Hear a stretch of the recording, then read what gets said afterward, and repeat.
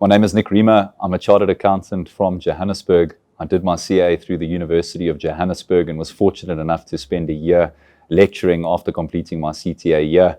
I think this was really where my passion for academia developed.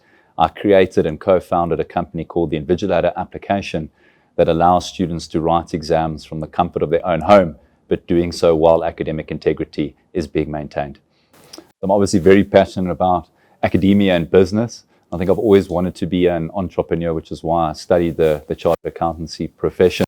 I think one of the interesting stories for me is that one of our investors joined and invested into the company on the golf course. And that is very important in playing sport as a professional as well and meeting new people and new business minds. So for me, I've always wanted to start my own business. And I think for me, the CA profession was what was going to give me the best financial qualification and best financial foundation in order to compete with the top minds across South Africa and across the globe. And that is why I decided to do the CA-SA qualification. Has it changed since qualifying? I think I feel more of a responsibility now that I have qualified to take the profession and do what you need to do with it in creating jobs and driving my company forward. So initially, the Invigilator application was a solution to COVID.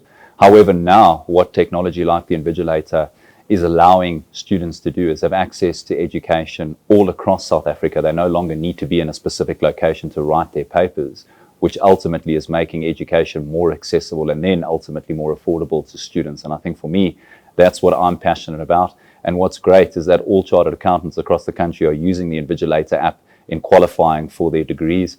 And that's obviously something for me that makes me smile as a CA myself when you are studying towards your CA. But it's not those obstacles that define you, it's how you respond to those obstacles. And I think the major thing to keep in mind is that once you do qualify, even though it's 7 years of hard work, that's really the first brick in your foundation.